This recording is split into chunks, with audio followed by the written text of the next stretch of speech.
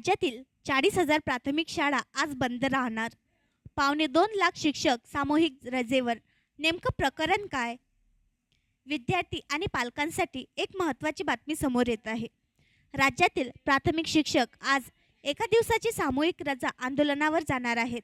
राज्यभरातील जवळपास 2.25 लाख शिक्षक या आंदोलनात सहभागी होणार असून अंदाजे 40,000 शाळा आज बंद राहतील. राज्यातील 2 लाख विद्यार्थ्यांचे शैक्षणिक भवितव्य अंधारात येणार आहे. राज्यात सुधारित शिक्षक संच मान्यता आणि कंत्राटी शिक्षक भरतीच्या निर्णयाची अंमलबजावणी करण्याची भूमिका राज्य सरकारने घेतली आहे. याला राज्यातील सर्व शिक्षक संघटनांनी कडाडून विरोध केला आहे.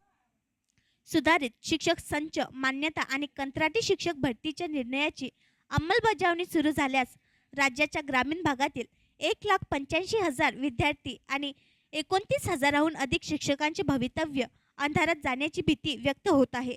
शासनाने हे दोन्ही निर्णय रद्द करावेत यासाठी राज्यभरातील सर्व शिक्षक संघटना एकवटल्या आहेत.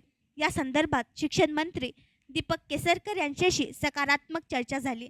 मात्र कुठलाच ठोस निर्णय शासनाने घेतला नाही. त्यामुळे सर्व शिक्षक आंदोलनात उतरलेत. कमी पटसंख्येच्या शाळांमध्ये शिक्षकांची कंत्राटी नियुक्ती, विद्यार्थ्यांना गणवेश न मिळणे, अध्यापन सोडून करावी लागणारी प्रशासकीय कामे अशा विविध मुद्द्यांवर राज्यातील शिक्षक आज आंदोलन करणार आहेत.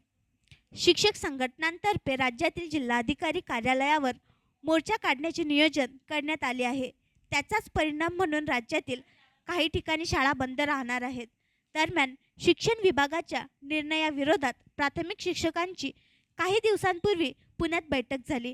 यात शिक्षण विभागाच्या अधिकाऱ्यांचा सहभाग असलेले व्हॉट्सॲप ग्रुप सोडणे, काळी फीत लावून काम करणे अशा प्रकारचे विरोध दर्शवण्यात आले आहेत. मात्र आता शिक्षकांनी 1 दिवसांची रजा घेऊन जिल्हाधिकारी कार्यालयावर मोर्चा काढणार आहेत. त्याचा परिणाम राज्यातील बहुतांश शाळांवर पोहोचणार आहे. आणखी नवीन व्हिडिओ पाहण्यासाठी आमच्या देशमुख एक्सप्रेस न्यूज चॅनलला सबस्क्राईब करा, लाईक करा आणि शेअर करा.